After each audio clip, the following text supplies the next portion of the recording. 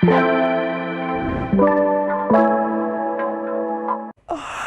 morning, I'm Ahosepe Ahosepe Jumezido or your Otumfuo Osei Tutu, the Fancy Doll, President for the Brothers and Sisters Association. Akwaba Sonko na Miruka says the Richmond no director Makweba Ubumpa Papa na the Makers House of Minjide Yudu na Minchia on Papa. Hey, Nsempi, but oye, Minchia osofo na mkomenyim.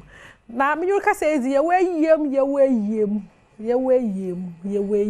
tino ye gudara ye yim tino stories ni bebre no abafa dan Lumba ne yihu nsama olokon ye wa we wu dan ebuzebusu afo kan azi nyinara no mo ni nyinara wo ho no na mehu dey oforian ponsa grant interview bi onye Zion Felix na kasa no mu no na orichem dey na nanyu anda hodam ba na Lumba no obuan watsansan na kakra ma otum tisi alo onye kese o real estate developer go sit down as hobby hey chana onyu hwe ya osidan what I would say uncle for example say na yambra I did am said building and I used it to build I be me hobby and anytime ma menya sa hobby ne Charles Kojufosi Lumba I salute you sir seriously because that time now you started a very nice house like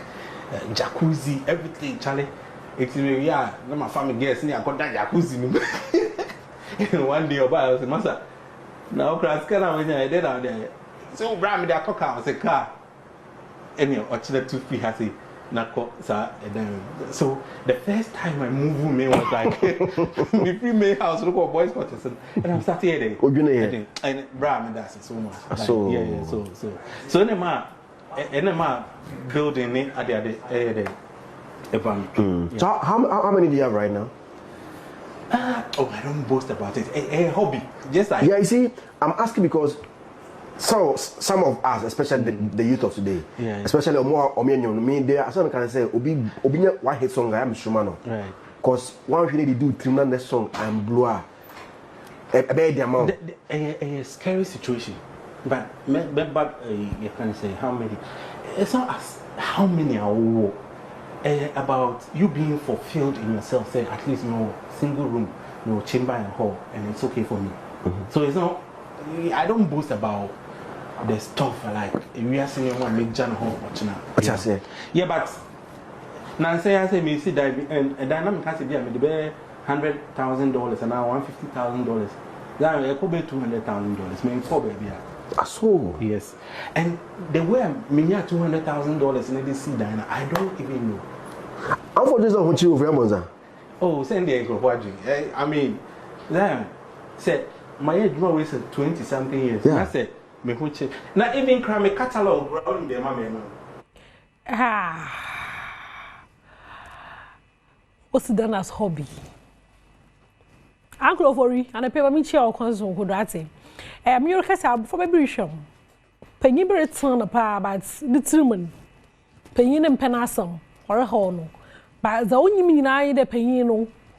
Or no nor a channel quan panel because a brand air bonanyanda brat or your fortuna.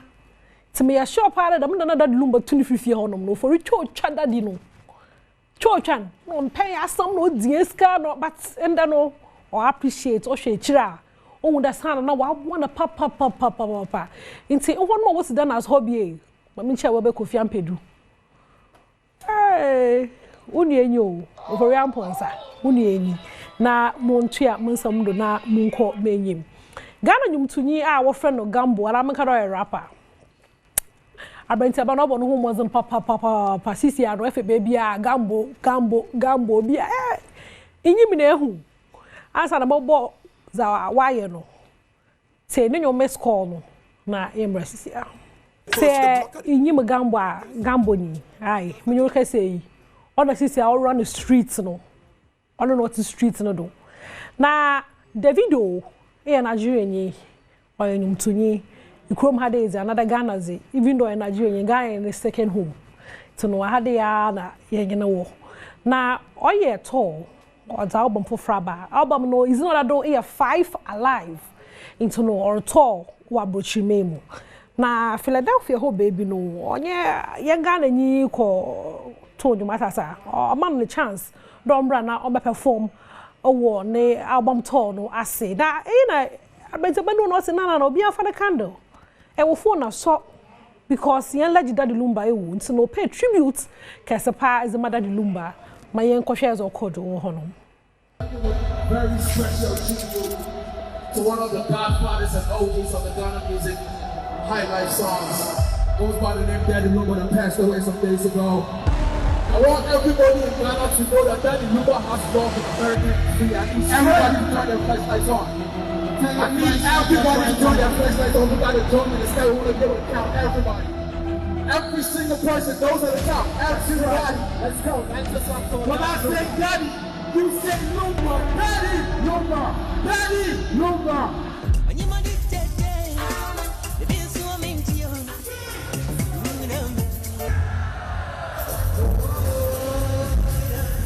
Iti ya pema anyumtofu no warrior no weekend the Stone Boy yeah the same thing ye who can promise and so baby I han anyumtofu no obokọ bia say you obofu bia no that Lumba ka cra of France no the legend lives on ye be celebrate anyhow bia ye botum na ya ye nkakra wo bia ye botum aye bia no yabakodo na ya no gambo enye shout outs to you ye hu adwumasomary ye outside Ghana and even in Ghana ye nyo so papa momozenate koko wenyim ye support so we here support nyinara na meka Daddy Lumba na asem ninti no sisi am nyo kasa anada am nyo kasa e socials no da masa the common ye too many hey dance na ya chokra mo won ma wolen chokra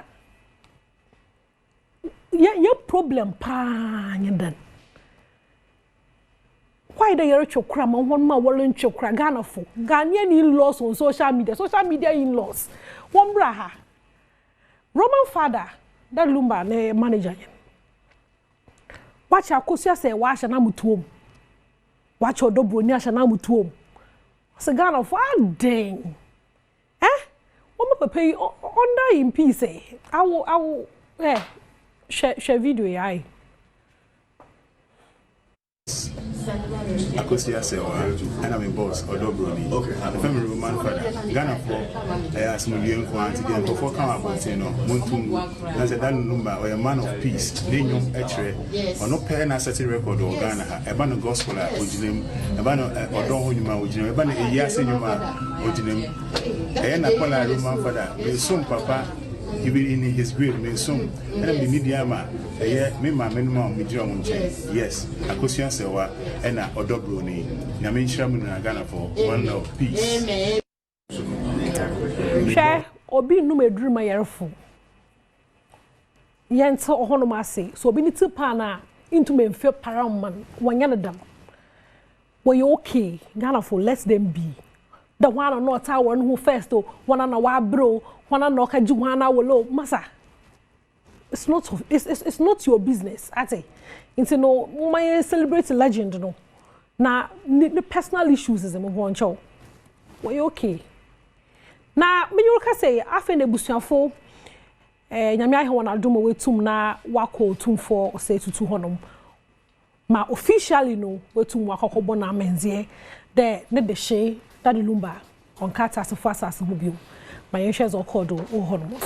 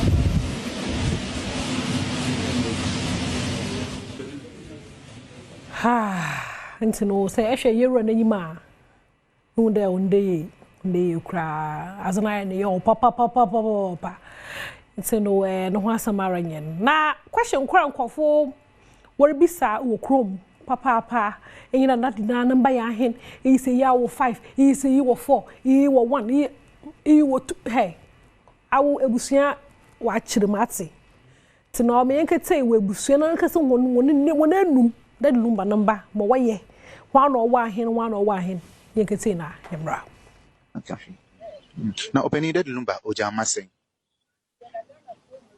ne mami na ya dubako se de dubako ne yehu o dubako ne yehu se bi wa chire dia bi wa chire dia one ma dodo san na we e ma na ye nan se one baako e wo nan one baako a wo nan e na de one no ho sisi aso ye panta afomu a omu ye num e na ye hunu baako ne baako aba be kan man kwala na ye du nan e du baako ti sanity nti me fan se man na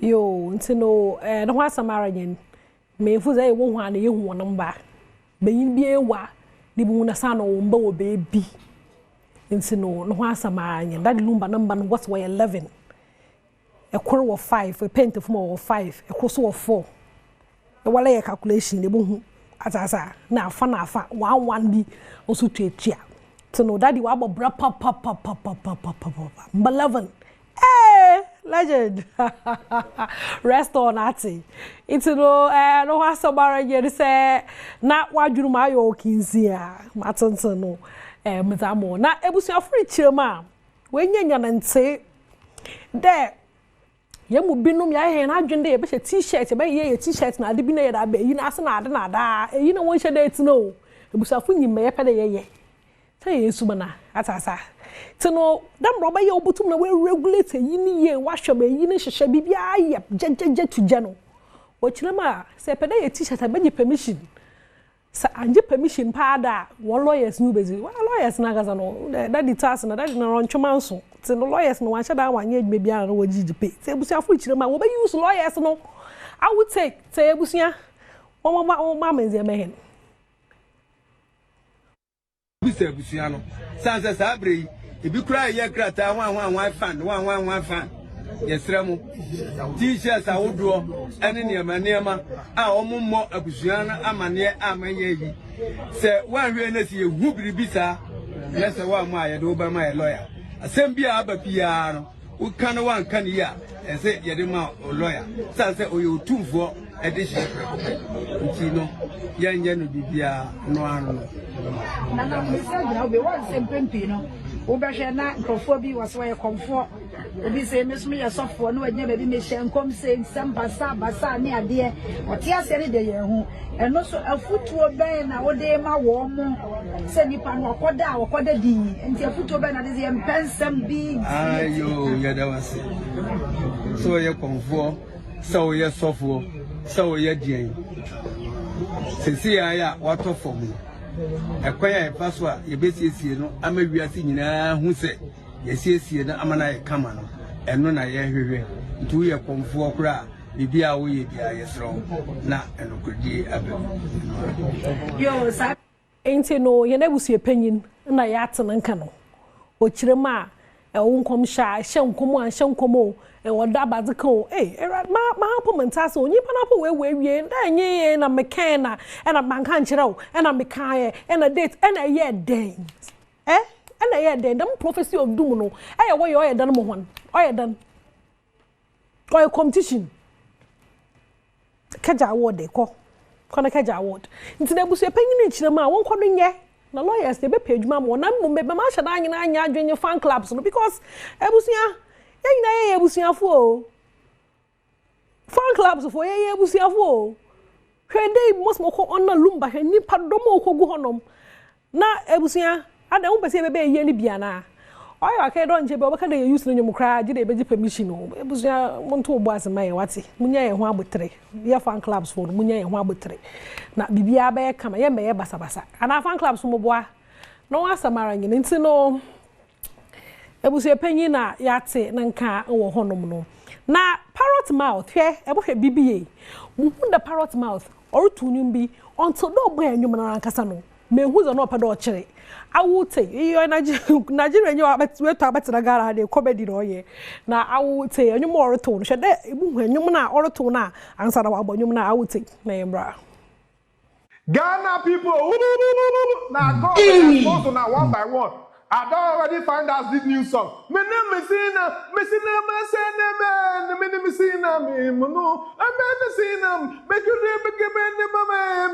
oh, Ghana, they had the song, but God reviewed the song. Listen to the song. When you